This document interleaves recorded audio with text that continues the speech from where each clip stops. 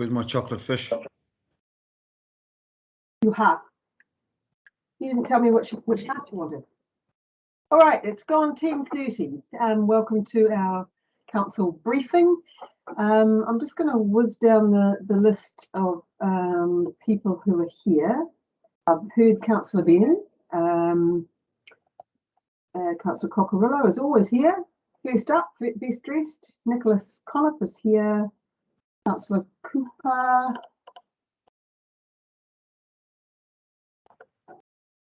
Not yet. Councillor Cooper, can I see Q? Councillor Cutforth. Not yet.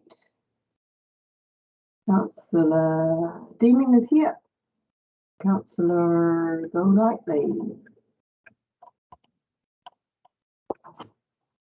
I don't see Councillor Golightly yet. Councillor, thank you, Mike, for my coffee. Councillor, oh, gosh, we're missing quite a number. Councillor Ennis is there. I just talked to Councillor Holst before. He was trying to track down the link, so I don't know if Carolyn would like to send the link to him again, or Danielle. Oh, there he is. Councillor Holst, Councillor Murphy, Councillor Cutforth, yep. Councillor Reid is an apology. And Councillor Peters is there. Why am I not seeing any faces? People all got their screens off. Yes, hiding. I don't know if you want to see my face eating my apple. And Councillor Martin is there as well. Cool. So, and there's Councillor Golightly. We're just waiting on Councillor Cooper. Hopefully his connectivity issues aren't too bad. So we've got two items on our briefing today. The Romanga Shared Path Central Lab Design and the Animal Shelter update for October. So I'll hand over the briefing to the Romanga Shared Path. I'm picking that's going to be Nick. Or Simon, if you want to introduce that, or anybody, or anyone, I'll hand over. Morning, everyone. I think it's me that's taking the lead on this one. Cheers, Nick. I will take the report as read and then jump into the presentation, and hopefully we have no IT issues.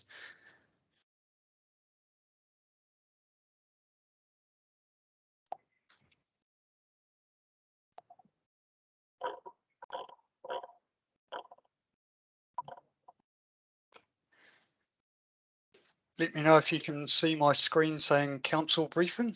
Yes, we can. Sure it can. Excellent. Purpose of this report is to provide a bit of an update on the Romanga Shared Path project, which is CIP MB funded, and the Slow Streets Avenue project, which happen to share the same location. So for that reason, we've combined them from a design point of view and execution point of view. And then the third part is to provide an update on the options we're considering for how to cross Central Ave and the consultation we'll undertake on that. So a map here outlines the Romanga Shared Path route, showing the three key sections. And the section today's agenda focuses on is section 1, the avenues, but we also have section 2 running through Bernard Street through to Manu Road, following the river, and Bernard Street into the bridge through to State Highway 1, which is the existing section where we're looking to do improvements to bring it up to modern standard. So with the avenues section, which includes the slow streets work, the avenues slow streets is predominantly focused on making the road safe for pedestrians, cyclists and motorists, so that all of those users can use the road equitably.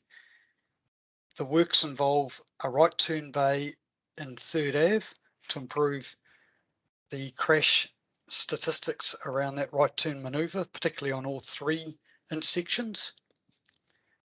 Raised tables, so you'll see one here in red and up there, if you can see my cursor. And islands to improve pedestrian crossing and generally slow the traffic down. In first, second and third Ave, which will be 3 slides shown one after the other, these maps show the indicative location of proposed speed humps, so that's the stars, and proposed raised platforms, which is similar to what we recently built in Rust Ave. Sorry, not Rust Ave, in Vine Street. So they're the blue hexagons. So this is second Ave and third Ave. You'll probably notice the raised platforms are where the avenue's walkway goes through. So that's on purpose to enable that route to be improved and act as part of that Raumanga shared path catchment. And in Kauika, same, although we'll have some intersection improvements at each end of first, second and third Ave. And probably more the crux of this report along Central Ave, this shows the combined project, and you'll see the raised table crossings and speed bumps. Raised table crossings are red, speed bumps are bluey purple colour. And what our proposal is along Central Ave, where to provide these safe crossings and the safe intersection for cars, there will be a need for a reduction in the amount of parking along Central Ave specifically. So we've considered a few options for this. So this is southern half combined, but the options on the screen are showing 2 of the options, and the report is all 3, I believe.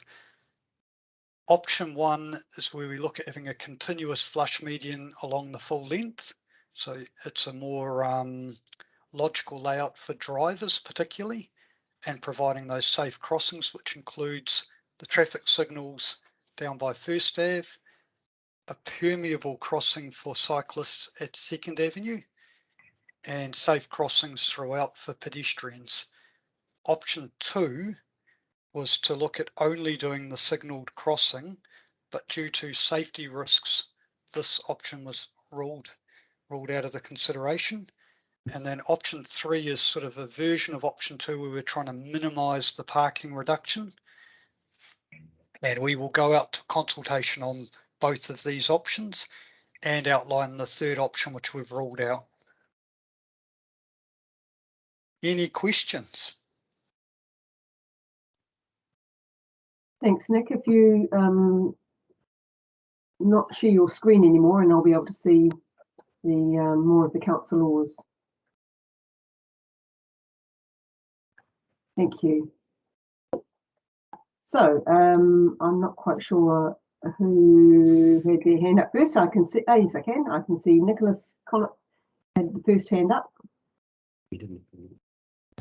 I think I saw Vince, but anyway, with regards to that, I mean, my first just concern about is the impact that the second Ave blockage that will be created. I'm grateful to see that within the report it did say we will be consulting with everybody affected in those areas. A second question on that, well, a second question is, will people who park along there be notified about it as opposed to just the people who live in the area? Because there are people that will park in those areas and walk into the town, let alone some of our staff, I think, as well. What is the go for that? So it's a 2-part question. Through the chair, your first one around the impact of, I guess, banning that right turn right out of Second Ave. We thought long and hard about that, and we feel that it's an appropriate balance where you still can drive into there using First or Third Ave, but particularly Third Ave with the right turn bay, you have the improved level of service for that right turn in, which would, in our opinion, mostly balance that extra journey length, I suppose, you've got to travel, but you also have Kauika onto Manu Road as a outlet as well. In terms of your second question around consultation, we haven't really thought about whether we would or would not open that consultation up to those who park there, because it's not necessarily the same people all the time. But perhaps, and this is something we'll discuss with Rachel, who's the project manager for it, we will do a formal consultation with the neighbours, but an engagement more to the general public for feedback for consideration, and that could involve a one-off letter drop to those who park there on a workday when we're in level 2. But we will have a good think about that. Thank you. Would a sign up on the side of the road potentially also allow engagement, like saying these parks could potentially be going away? Here's the way to find out what's happening. But I'm also just concerned with that central the Second Ave blockage. It could cause people to do U-turns that are quite unsafe, or cut around the splitter and go along the wrong way on the road to get onto the other side. I've seen that in other places as well. I just thought I'd raise that concern, but I'm sure you have got it well under control. I'll leave other questions now. Thank you. Vince. Thank you, Your Worship. Nick, I'm glad that Councillor Connop's also highlighted about the car parking, because I have a real concern about this, which is I think no one's expecting anything different from me. In relation to the car parking, most of the people that I see parking in that street are actually council employees. So it does really concern me that as an employer, we're not providing car parking for our own staff. That is one major issue. The second issue here is in relation to taking away this car parking. This is then going to force more cars into First, Second and Third Ave, as already is presently done, because I can tell you on First and Second Ave that the cars are all the way down the street, right up to from both the council end right up to Central Ave. And then during the work days as well, Second Ave and First Ave are all the way down, are parked as well. So I'm concerned that what we're doing is we're just passing the buck and making congestion worse. So before I'm going to make a suggestion here before we actually start removing car parking. Is there a chance that staff will actually, or our council will actually look at providing car parking for our staff?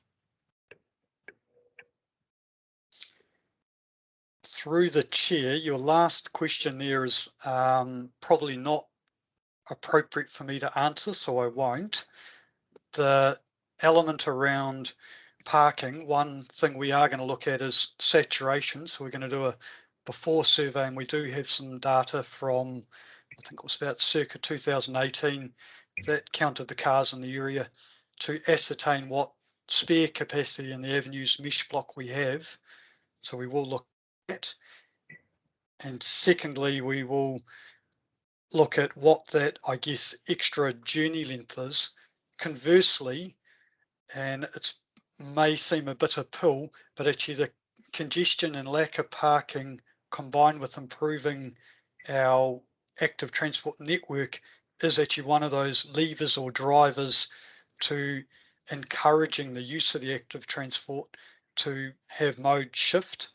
So having some of our commuting happening by walking and cycling. So it's another way of looking at that, could be a positive thing.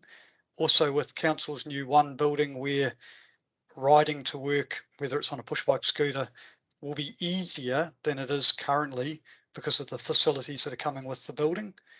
So that hopefully should lead to some of our staff choosing to ride or use other forms of micro mobility to get to work. Yeah, with all due respect, Your Worship, and Nick, I understand what you're trying to achieve.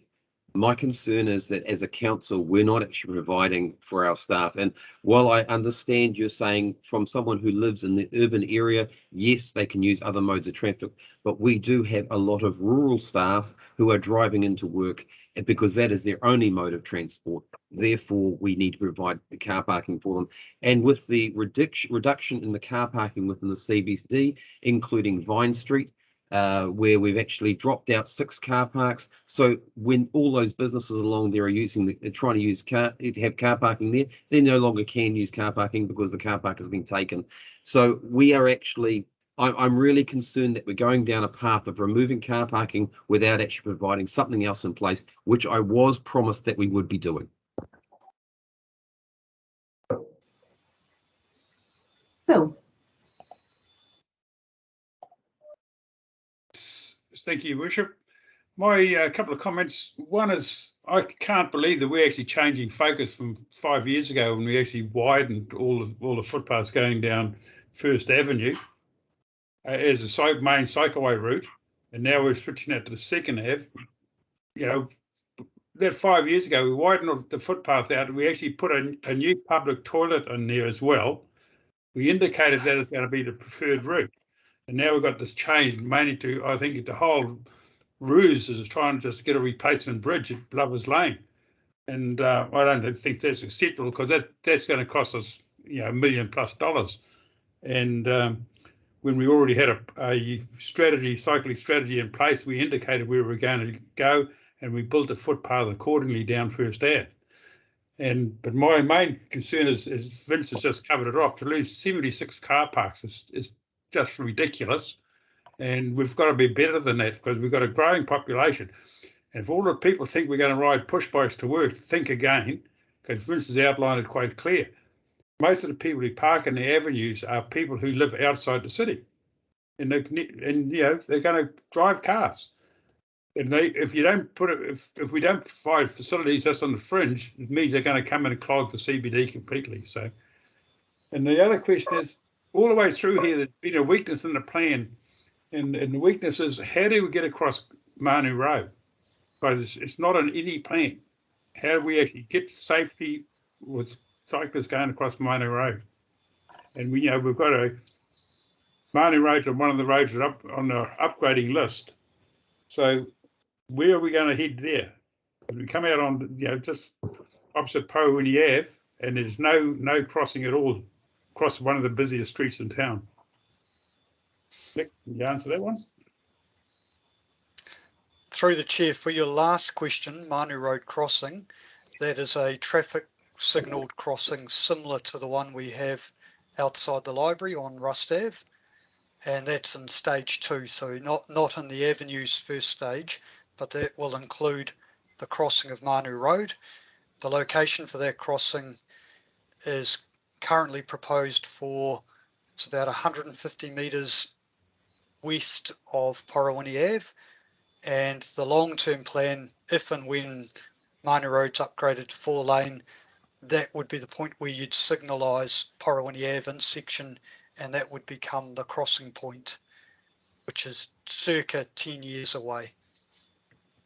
Yes, can I just reply to that? Manu Road, we know we've got a lot of problems up around the hospital and congestion there. Another set of lights is going to make it worse. So, we've got to get our head around it, but I don't like this knee-jerk reaction of changing things from a plan we had just a few years ago and continue to just make changes. It's also on a whim. And I'd prefer to go back to have, we went back to First Ave and just constructed on what we already got, where we put the public toilets and made it really attractive to people to walk and cycle. We wouldn't have to upgrade Second Ave, we wouldn't have to do Lovers Lane Bridge, we wouldn't have to do a lot of that work and save our ratepayers a lot of money. So, anyway. Thanks, Phil. Carol? Thank you, and thank you for the report. I'm sure that the residents will appreciate what you're doing. What I would like, and I don't know whether it's already been done, is because remembering that we're going to be moving all of our people over to Rust Ave. So I'd like to know how many of them are driving or really need, as Councillor Cockerillo has been saying, really need to drive cars. So that survey should inform us so that we at least are making account, accounts for our own people. Thank you. We may have that already. Thanks, Carol. Tricia? Do we have that already? Do we Oh, have sorry. that information already? Sorry, Carol. Through the chair, we do have a survey that was undertaken, sorry, a few years ago, which looked at what were our saturation in all our off-street and main on-street parking areas. I don't have that to hand in front of me, but I do know that it included what was the saturation rate of the 1st, 2nd and 3rd Avenue area. And that is what we would look to repeat so that we could understand, has it changed since then, and what is, I guess, the available capacity in those streets. Sorry, I'm asking a different question. I'm asking how many of our staff who will all be moving to Rust Ave drive cars to work? Through the chair, Calvin here.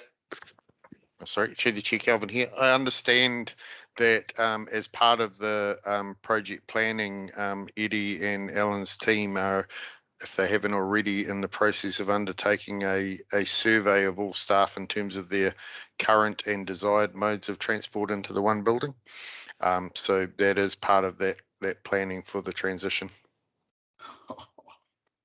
Thanks, Kelvin. Cool. Tricia? Yeah, well, similarly to what Carol and what Calvin's are saying, it's I suspect anecdotally that at least half the people who park on Central Ave are council staff, and I also wonder what the impact of everybody moving to the Rust Ave site will be. Having said that, I agree with Nick that Central Ave is an arterial route, and I personally think it's a really attractive entrance to our city via the Amanda Park turn and through Central Ave into Walton and down to the town basin. So I actually personally really like that as a possible major entrance to the city.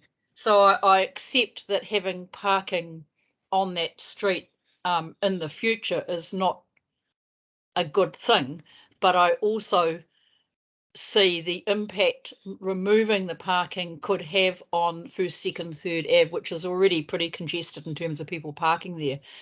So I mean, I haven't got a solution to this, obviously, because I'm not a roading engineer, but I sort of wondered whether there are any small innovative things we could think of, like very small pocket car parks. And I was just thinking, when we were talking about the garden centre on the corner, which isn't during the week generally full, and whether it could be possible for us to lease part of that as car parking, so that we might have 6, 10, whatever car parks that are either for our staff to release the tension on Central Ave, or are just for general public parking in a sort of mini way, and whether there is other ways we could do that in other places where you're just having very small parking areas that are like little pockets, really, that would then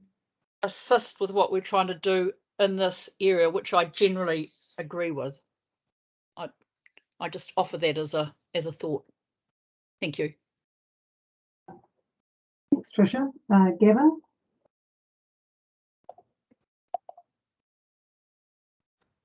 Right, yeah. So again, I think you've got the general concern regarding parking, and I know it's an issue, so I won't go on any further about that. I have brought up a previous meeting this morning and in the previous one about. I'm just really interested in the choice of 2nd Ave as the main route, and Councillor Holst brought it up, and I wasn't in the council in those early days when 1st Ave was the most considered route. But for me, we are putting a pedestrian crossing in, a signal crossing in at 1st Ave, Central Ave.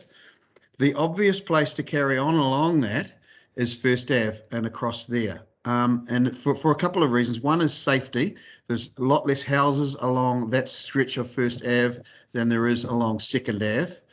And the second is the facility's already there. And the third thing is that it is a shortcut. It's the shortest route. And I think 9 times out of 10, the people will take the shortest route, even if we want them to go a longer route. So I'm just interested in why Second Ave was chosen as the preferred route instead of First Ave. Through the chair, it's probably it's not that First Ave is chosen over, or Second Ave chosen over First Ave. It's that we've recognised, depending on, and this is our education process we've gone through. When we first started our shared path program 6-7 years ago, we were pretty novice at this, and we did extremely well considering that, and we've learnt a lot, and you can see that through the evolution of what we've built since First Ave being one of our first projects, then Riverside Drive, then Carmo Shared Path, and there's been a clear change in what we've built and why. With that, we've realised if you're a pedestrian, you're going to take the shortest route, whereas if you're a cyclist, you're going to take the easiest route. So the cyclist, if they're willing to ride on road, will either ride straight ahead down Central Ave after coming through Lovers Lane, and that's one element, and probably carry on down Second Ave after crossing Central Ave and then come down the Avenues walkway, or they will turn down Central Ave itself on road and go into First Ave riding on road, then join the off-road shared path. So it depends on your user type, and we need to cater for both of those extremes of user type, the walker and the on-road cyclist. And then there is the children's cyclists will tend to follow what a pedestrian will use. And that's why we've put the signal crossing down on First Ave, because we agree that we want to utilise what we've already built on First Ave, but that permeable crossing at the intersection of Second Ave is to cater for those cyclists. The second part that we've sort of learnt since that original stage is that putting all of those commuter cyclists through Kaffler Park, through the walkways in there, is probably not a good idea. That's creating quite a lot of conflict. The cyclists end up being like the cars are to cyclists on road. That cyclists will be that to the pedestrian, and it'll be quite intimidating for pedestrians in there if there's hundreds of commuter cyclists going through those walkways in there. Hence the route preference to have going over Second Ave Bridge and avoid coming through the middle of the park there. And that's exactly what the NZTA cycle guru, so that was Jonathan Kennett when he came up and did a network audit, that was his feedback on our route, which mirrored what my consultants locally were telling me as well. So it was a lot more water went under the bridge, but those are the key highlights for how we arrived at that decision. Yeah. Thank Okay. you. So yeah, thank you for that. I'm not convinced, but that's not the. I know that's not the job. And just a comment on Councillor Holsey, on Phil's comment about Manu Road. I think getting across Manu Road is going to be a vital thing, and I'm disappointed that that's stage 2. Stage 2 is when? Immediately after stage 1. So it's because it's a signal design, it's going to take longer. So we're already designing it. It's just that it won't be executed at the same time because we've got to break it up into bite-sized pieces. So Cool. it would be, Rachel might be able to chime in here, but it'd be intended that next calendar year, subject to COVID. I hope I'm still alive. Thank you. You will be. Anna. Councillor Murphy, you had your hand up. Have you taken it down again?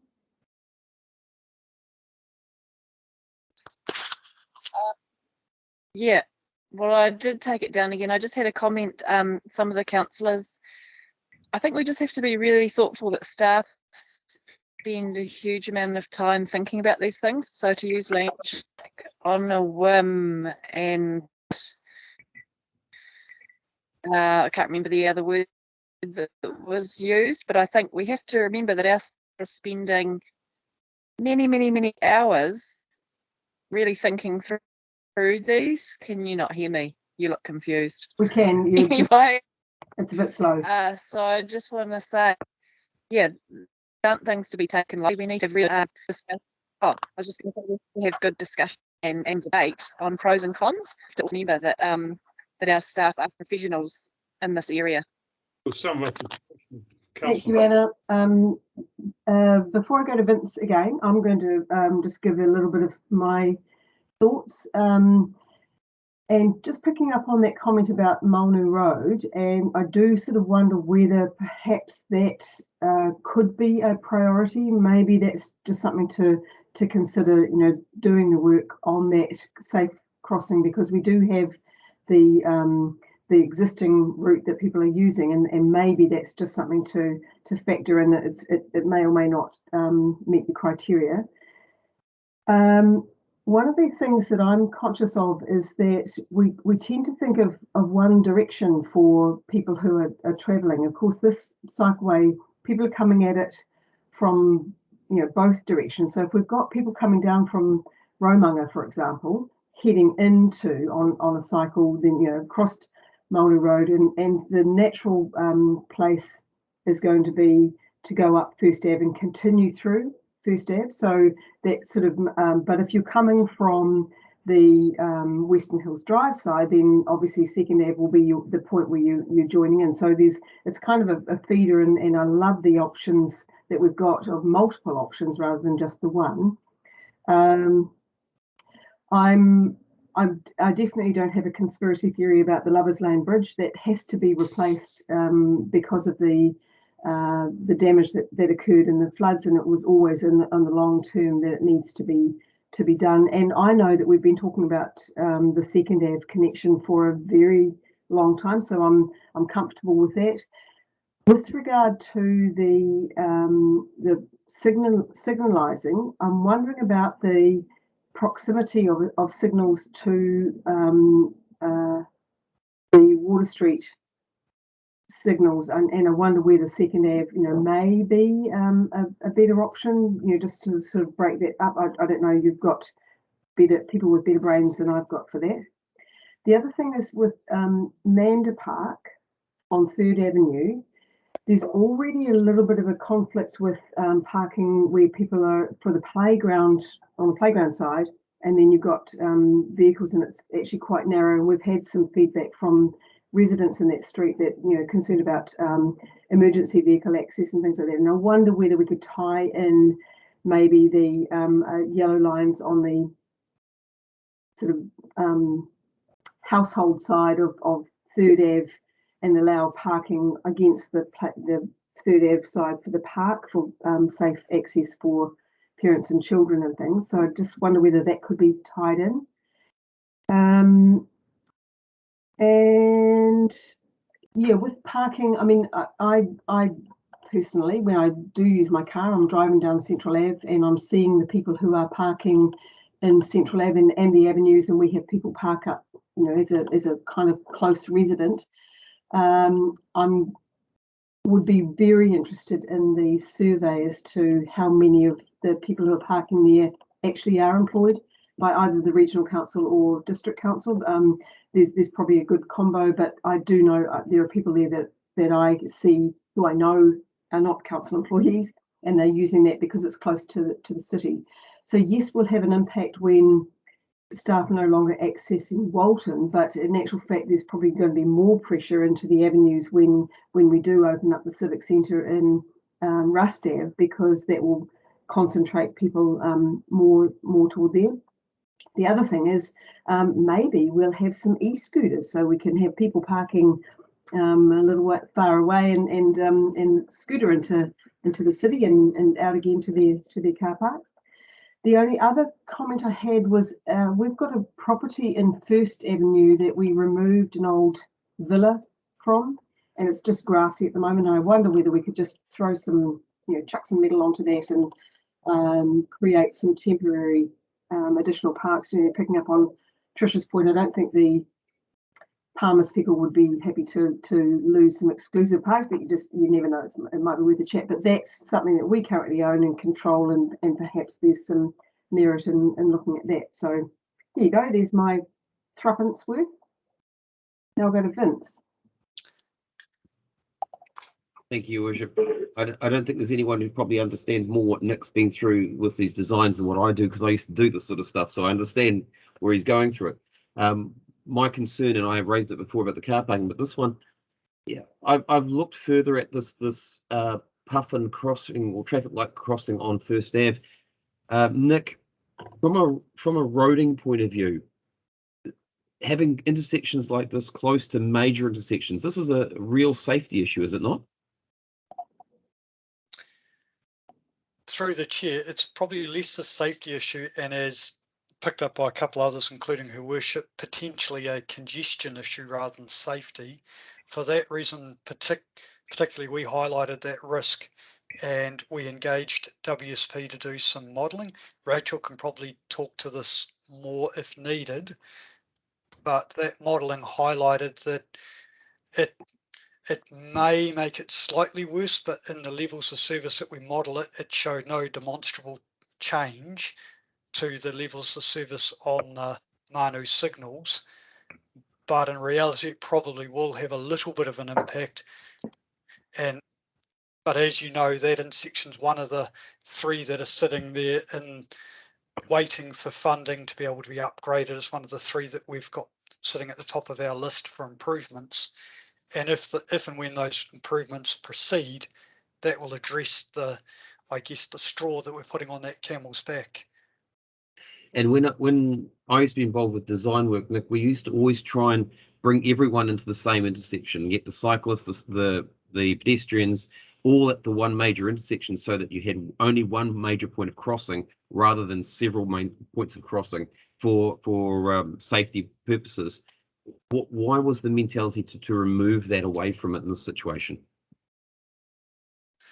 In this situation, much like Her Worship pointed out, there's multiple desire lines, not just east-west, but also north-south through there. And depending on whether you're talking about the commuters parking and walking, that's probably half of the users will be those commuters. So there is a number of crossing desire lines that need to be provided for. And I agree, if the focus was to minimize congestion, you would try and bring everyone into one location to cross and channel everyone in. If the focus is about accessibility, then multiple crossings at the appropriate level of service is the approach.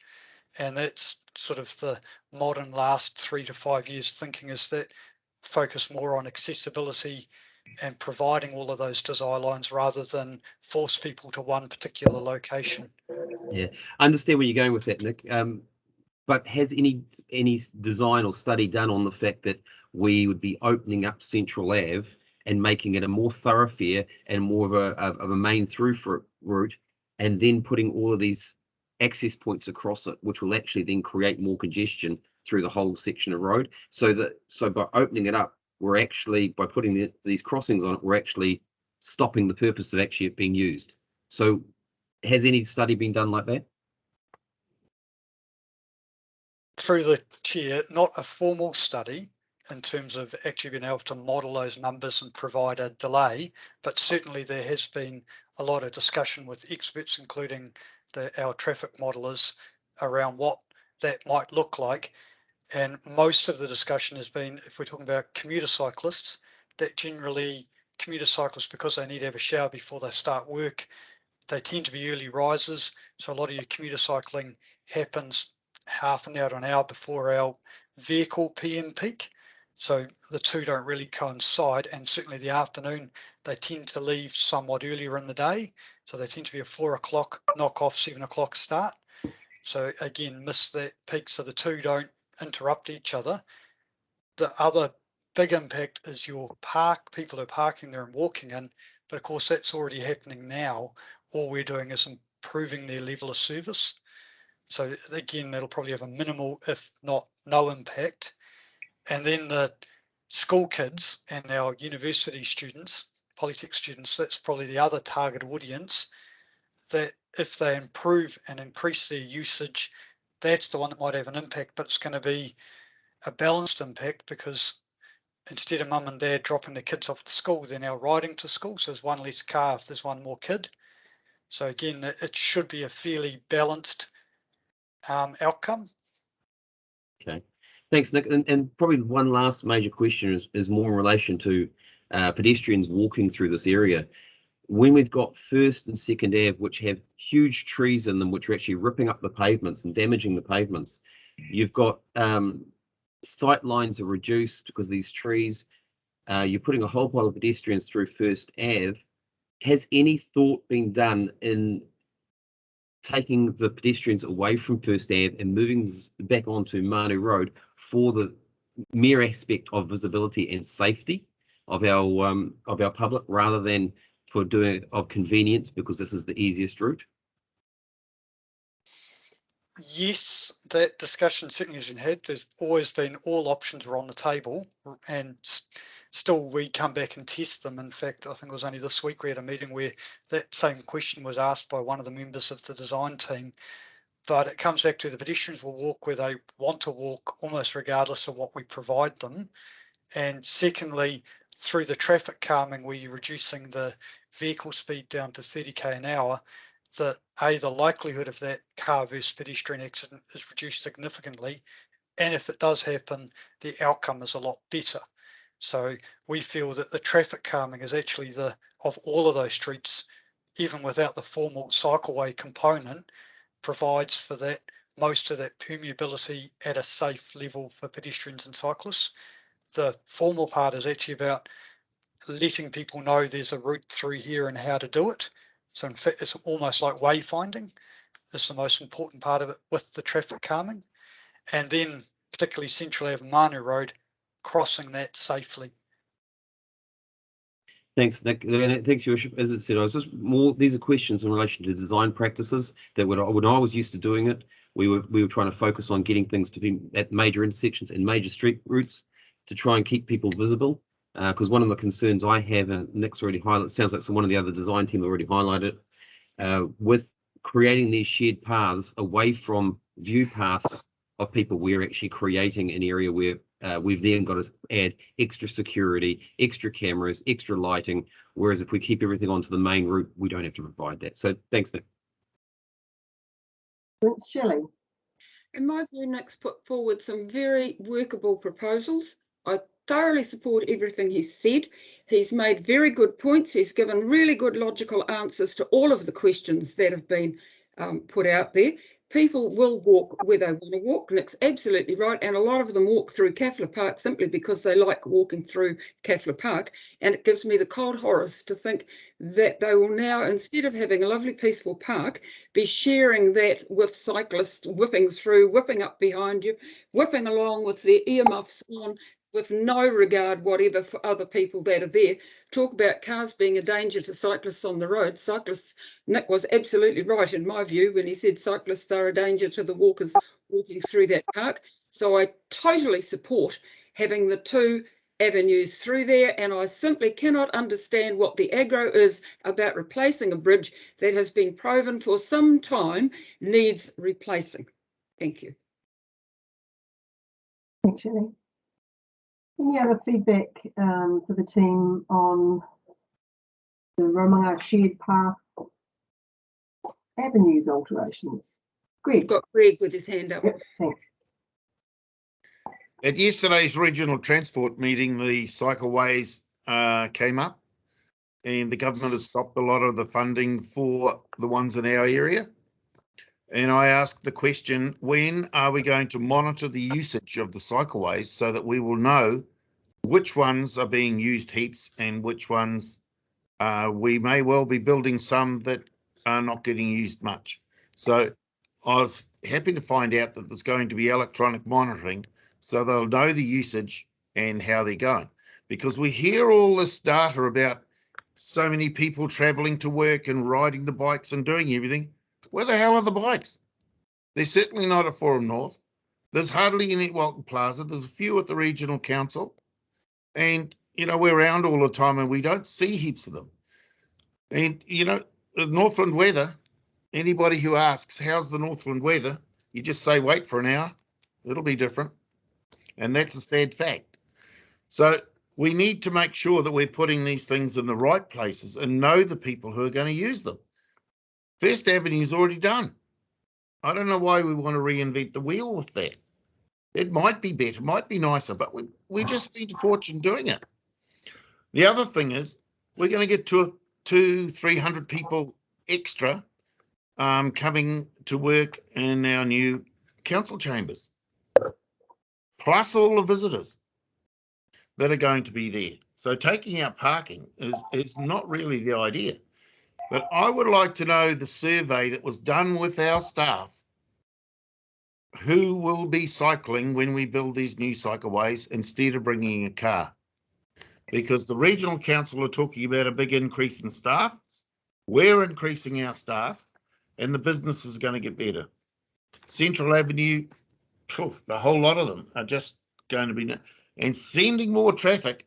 I don't know how many of you have been from Kowika Road onto Mana Road, trying to turn right or get to Wiley Service Station. That's like sword fighting. Unless somebody lets you out, you don't get out. And most of the day it's like that. So I'm really concerned that we're going to change too much. But I'm really looking forward to the staff survey to see who are going to be riding bikes, which will give you a good indication. And also the electronic monitoring, because some of the cycleways you see heaps of people on and other ones you hardly see any.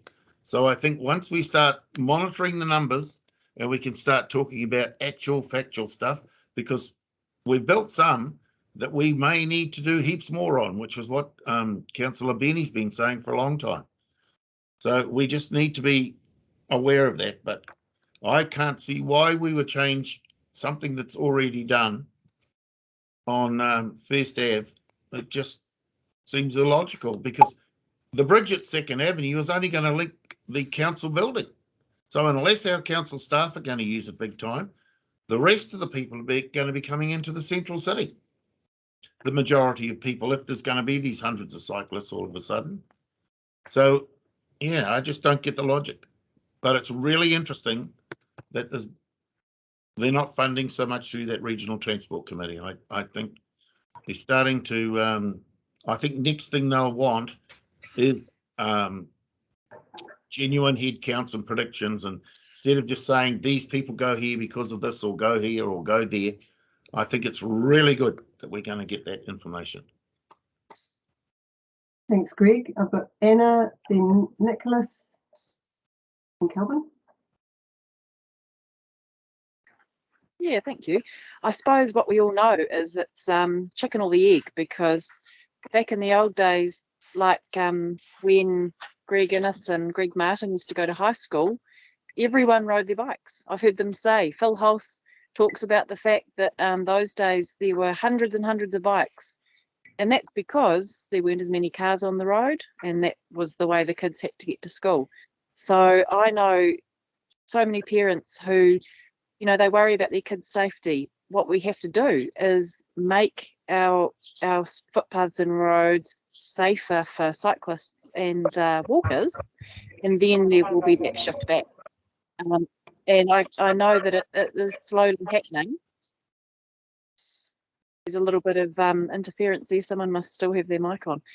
And so what we're doing in Whangarei with our cycleway strategy is actually future-proofing. We're making those improvements now so that we can see that shift back towards people back on their bikes and back on their feet. So it's really positive. So I guess my feedback to the team is that if you're going to do something, do it well. You know, like let's not choose an option that's a bit half-assed. Let's, you know, if there's one option that stands out as being clearly better for cyclists and pedestrians, then let's just go with that, because we're actually the leaders, and we are here to show some leadership. And I know NZTA, it's interesting hearing Councillor Martin talk about the subsidy there, because NZTA are clearly committed to a modal shift. And when you look at their documents, it's all about getting people, you know, getting people out of private vehicles. Actually, it's interesting, like driving an electric car, I just feel, you know, relieved that I'm not chugging out heaps of fumes, because when you do walk through town, sometimes the congestion at the intersections is so bad you can hardly breathe. So hopefully we won't have any lawsuits coming back to us because we're allowing people to put too much carbon monoxide and carbon dioxide out anyway. Yeah, so do it once, do it well. That's my feedback. Thanks, Anna. Nicholas. Yeah, thank you.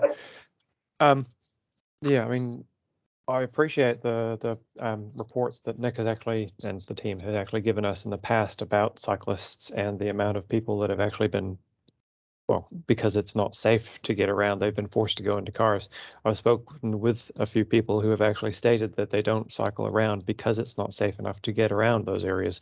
And so they have to be in a car to actually get through. I mean, even with the Port Road Bridge that's being very soon completed, hopefully. One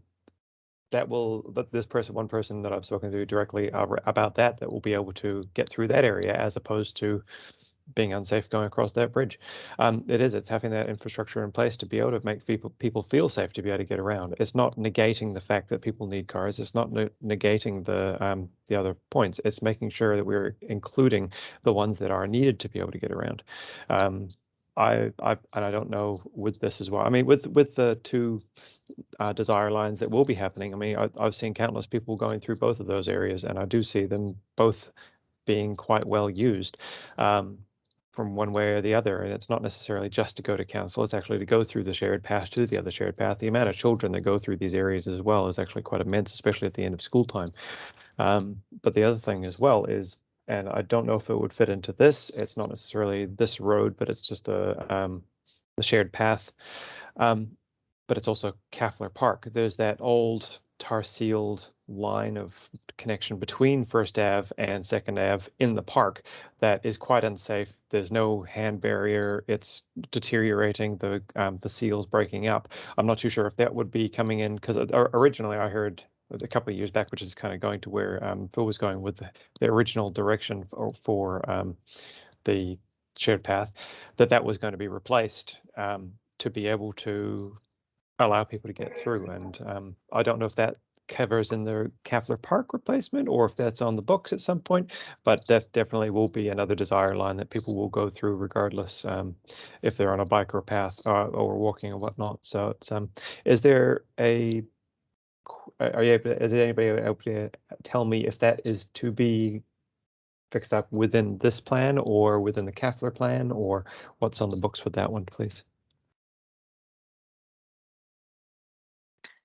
Through the chair, could you just repeat exactly what you're asking about Kaffler Park? Cool. Yeah, no, when you get to at the end of First Ave, when you go past Botanica and then you head over to past the smokers area to where the new bridge will be, that connection within the park behind the houses. Does that make sense? Oh, right. You mean on the Botanica side of the stream, are we upgrading that path? Yes. That Or will at least really repairing it. That will be kind of a funding issue, really. We'll probably get Okay. it designed, but I'm thinking it's going to be very expensive. And originally it was an idea to have that as part of the shared path, but widening it is going to be very expensive. There's not a lot of space, drops down to the stream, need a lot of retaining, would take out quite a few trees. So it was an option looked at early, but now I think in terms of the Kaffler Park redesign, probably include it, but it will be a later stage. Is there any thoughts, just this is a separate thing, but on that issue, is there any thoughts to having a barrier up just as people are going past? Because I have seen people get, and there is somebody coming the other way, it could potentially fall off the edge, being such a steep bank. Through the chair, when that area is designed, it'll have to meet the various codes, like the building code, if we put a structure in there, and that may require a handrail. Thank you. Thanks, Sue. Kelvin. Yes, thank you, Chair.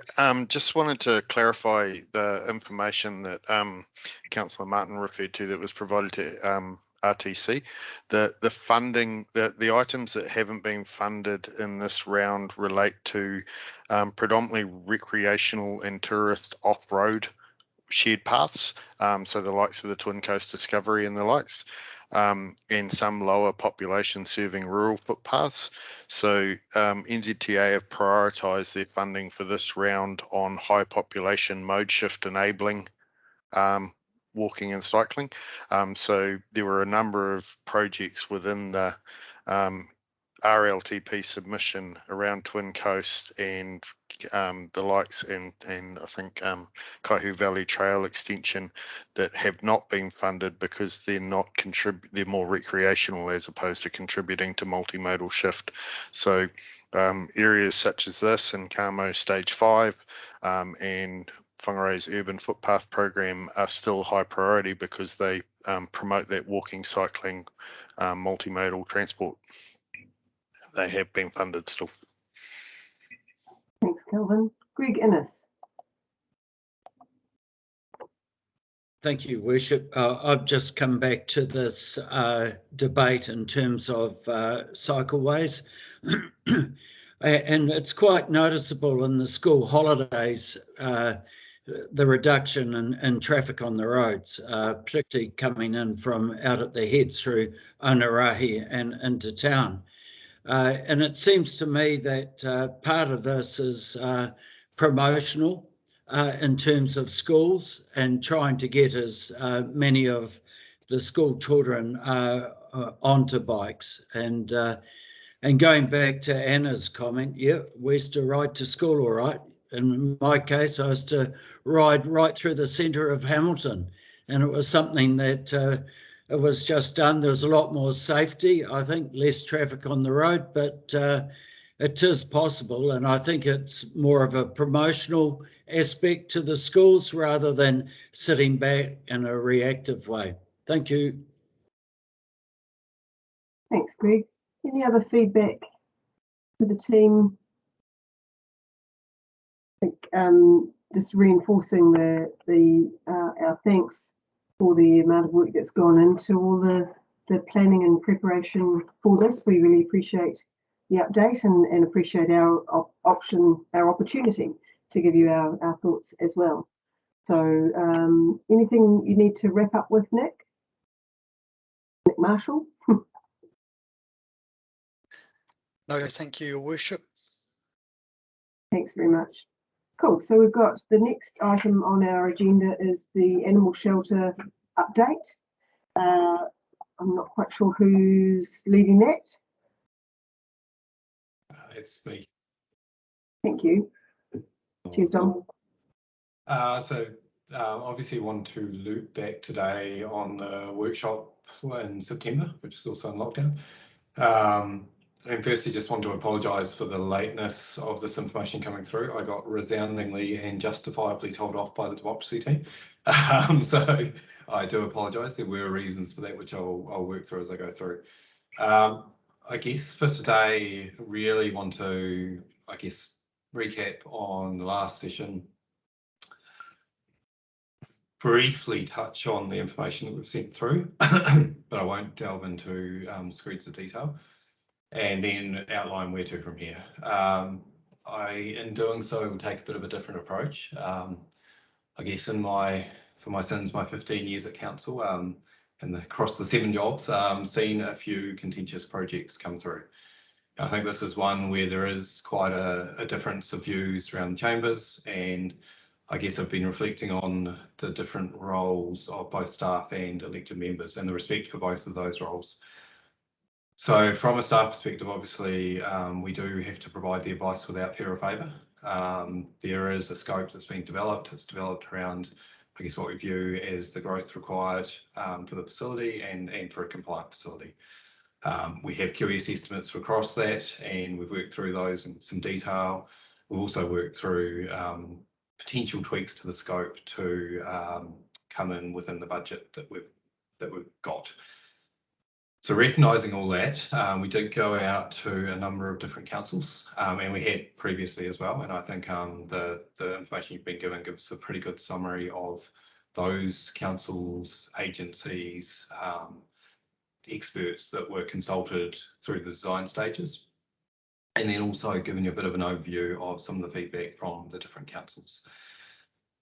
The key theme, and one of the reasons for the delay in getting that out, was it's not an apples to apples comparison. So if you start looking across what other councils have done, there are obviously timing differences, but there are also major design differences and scope differences based on what each council needs. And a lot of that, I think, summarising the key points, is driven by the operational needs of the council.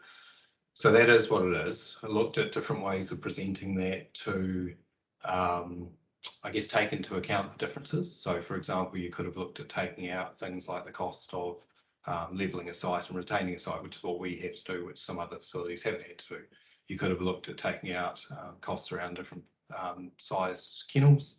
But if you did that, you start to get into the space of looking like you're trying to stack the numbers. So felt that the best way was just to give you the information. It is, as I say, just information. It is very difficult to pull an apples for apples comparison from it, but you do get a feel for what other councils have done and what the differences are between it.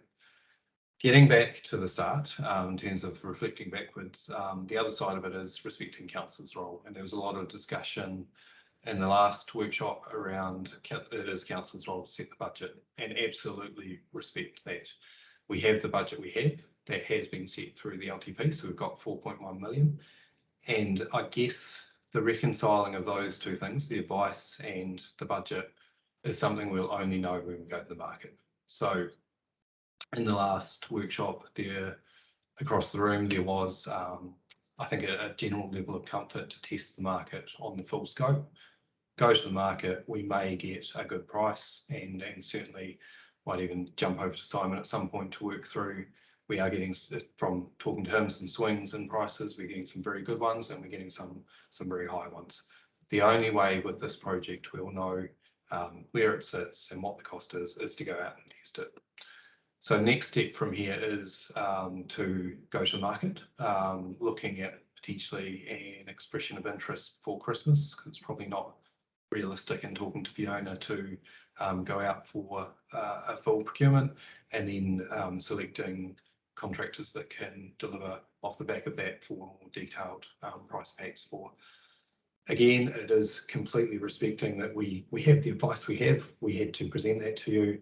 We have the budget we have. You've given us that, and that's what we're going to test the market against. So really, that is a bit of a whistle-stop tour.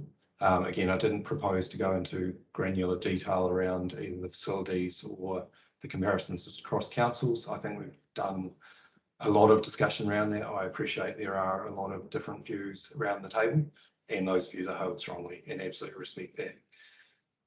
The plan is to go out and see where we fall in the market. That's me. Cheers, Dom. Councillors, feedback. Councillor Cooper. Thank you, Dom. Appreciate that. I'm just going out to the market is fine, but one of the biggest things that will define the price is the scope that we give the market to price on.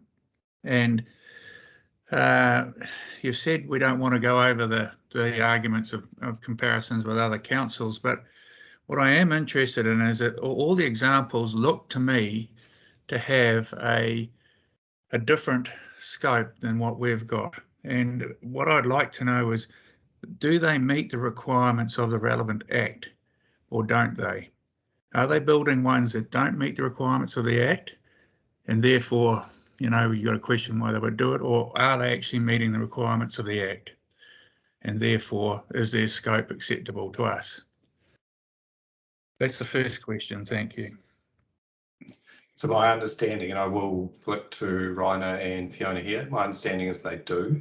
But if you go through, there's obviously differences in the number of kennels, there's differences in the facilities, there are differences in the quality of materials. So one, in terms of the roof and like, so we obviously brought you back last workshop a scope that would meet the requirements of the Act, but then you start cutting back on other things and potentially the growth facilities and the growth requirements that we have that other councils may not have. But I will throw that out to Rainer and or Fiona to correct me if I'm wrong about them meeting the requirements of the Act.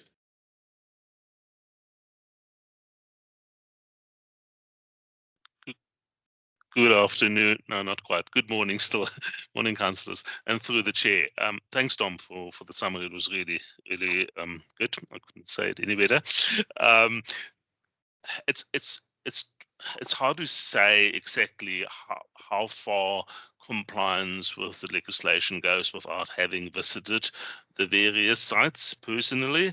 However, in speaking with Rochelle Dean from Far North District Council, definitely the facility that was constructed up in Kaitaia complies with the legislation, as is the one planned for Kaikohe later in the year. The Whanganui one I'm not so sure of, and the reason why I'm saying that is that particular facility doesn't have an dog enrichment area directly attached to the kennel runs, which in my mind doesn't comply with what the animal welfare legislation requires. Having said that, they do have a sort of separate enrichment area, and I guess that then requires staff to take dogs individually from the kennel enclosure to the enrichment area. So it puts a lot of time pressures and extra staff pressures on animal control staff to facilitate that enrichment, which we hoping to avoid by having enrichment areas directly attached to, from memory, 4 kennels. Fiona may be able to correct me here. Okay, thank you. Well, I guess, yeah, we have to go to market. Hopefully our 4.1 budget comes in. It'll be interesting, I guess. Thank you. Thanks, Ken. Tricia? Thank you. I just wanted to thank the staff for the amount of time and effort that they've put into bringing us the detail around other areas and this project. And yeah, just acknowledge that while there may be different views around the chamber, there's really 2 views, I think. And one view is that the budget that the staff has brought is sensible and appropriate for a facility of this type for a city that's growing, and something that will serve us well for the next, hopefully 20, 30, whatever number of years. And then others who feel that we could strip it right back to something that's a lot more basic, that I suspect wouldn't last us for that long. And I think the staff have been really, really good in trying to acknowledge those 2 points of view, and have really provided us with some really good, clear, well-rounded advice. So I really want to acknowledge the staff, because I think you have been put under a lot of pressure, and I really support the work that you've done, and I support going out with a budget and for a facility that's going to work for us into the future, not just something that meets the bare minimum standards of. It's a bit like if we went out with the Civic Centre just with for a pile of concrete blocks, rather than something that's going to be fit for purpose, that's going to take us forward. So I really just wanted to thank the staff and acknowledge the work you've done and the pressure you've been under. Thank you, Dominic, and others. Thanks, Tricia. Any other feedback to Dominic? Nicholas? Yeah, I just want to tautoko what Tricia just said. I congratulate everybody who's been doing so much on this. I mean, we need to have something that's fit for purpose, that's suitable, and I think that as well, if we can go out with what we've got or the details out there and actually get the market to tell us what's happening and what we actually need to put into it.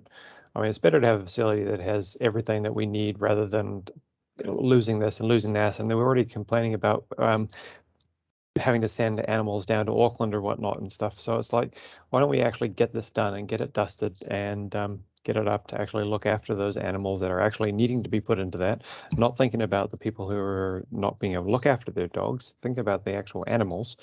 And yeah, we just need to get this thing done. So I'm a bit over just the squabbling about it as well. So thanks, Nicholas. Phil? Yes, thank you. Thank you, Dom. I think you made it quite clear there. There's a way to get on with it. The budget's set at 4.1 million, and I'd go out as soon as you can and get a reply to that. So I appreciate the work you've done, Dom, and getting a really quite a simple couple of pages to read, and a lot of common sense in there. And there's some good ways forward. So thank you. Thanks, Phil. Gavin? Yeah, thank you. So Dom, continuing on from our discussion over rugby the other night, it was good to see you follow up with this, and obviously some of the points have been taken into consideration. Two main things for me. One is we talk about the scope of this project, and I know at our last workshop some of the scope that was given to us was things like removing the dangerous dog part of it and putting staff into the old pound and all that, and those sorts of issues. And nobody wants that to happen. I think that's clear. What we would like to see is some sort of reduced scope, if needed, to the building side of it, and whether that is so one of the issues that did come out last time was $500,000 saved from using the old furniture in the building previously, which is $500,000, which is the rates from a whole heap of people to pay for that. And I think that sort of reduced scope is what we're talking about. Well, no one is talking about, and other councillors going on about how there's a group of us that want to remove the dangerous dog section, remove this, and we don't want those things. We want a functional, happy little dog pound with a reasonable amount of parking. We don't want a huge big car parking area, which is going to cost $1 million, when a smaller car park with 25 car parks will be sufficient. So it's those sorts of things that I think we're talking about with scope, and that's all. So I hope that the second thing is going to market. So going to market, I've been approached by a couple of firms who are really keen to look at this. And so I just wanted to ask the question again, because I was given it the other day and I wrote it down, but I lost it. What is the vehicle we use to go for tender? Can you just advise me that, please? My understanding is we send all of ours through GETS, but again, I'll get Fiona to jump in if that's not the case. And certainly I would encourage you, if you know people who think they can contract and provide a great price, they should get in there. Yeah, no, and that's the thing. So so a targeted procurement in this stage with this sort of thing, I think is really good. If they're a wholly, because this is a job that is technical, but it's not beyond the scope of many of our businesses. So I think there's quite a few that would be interested, and I think we have to reach out to them. And the more that compete for this, the more competitive the price will be. So no, cool. Thank you, Dom. Thank you for your work. If I could just speak through the chair. My intent at this point is to put this out as a registration of interest prior to Christmas, and that will go out through Tenderlink. We use Tenderlink at council, and everybody can put their name forward under the registration of interest, and then from there we would select 4 or 5, and they would then be issued with all the documentation, the specifications, the scope, the plans, everything, and they then get a reasonable amount of time to actually put together a decent schedule and a price. Good. But the time between now and Christmas, there just isn't enough time to get people to sensibly price something like this. No, and just the one thing we discussed from the procurement meeting on Tuesday was that if someone isn't on Tenderlink, for instance, or don't regularly get those, then they don't get this. So I just was hoping that we can go a little bit wider than that, and we can maybe, if we're looking for expressions of interest, we with some of the other projects we've done, we go a little bit wider than that. Thanks, Gavin. And thank you, Fiona. Simon, I want to know what you've been talking to the media about. These lovely messages.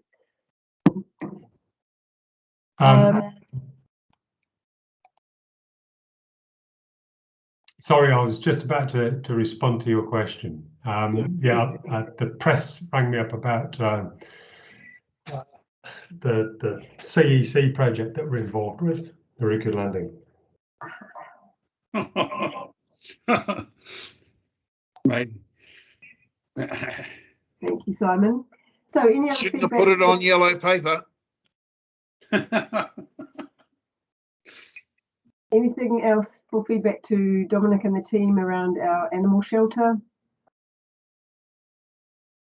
I definitely support the steps that we're taking going up for registrations of interest, and I would hope that anybody who is in the contracting business does get Tenderlink and gets and all those good things. Now that I've joined up, I'm bombarded with emails about what's coming up, and I'm tempted to put in bids for things in Cromwell. I've got Greg Innes and then Simon as well.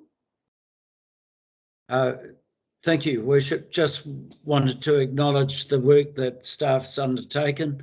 I think going out to market is the obvious step. There is a ceiling there in the long-term plan, so be interested to see what comes back. And I think putting some rigour into trying to get as much interest in this as possible through procurement is a good step. Thank you. Thanks, Greg. Simon. Yes, staff have tried to provide as much information as they can. And I was just going to mention that it's an interesting marketplace at the moment, and some projects are coming in high, some projects were coming in with very good pricing. And for this project, we don't actually know unless we go out to the market and get a price for it. And I mean, some contractors may be looking for some certainty and may want this type of project, and we may get a good price.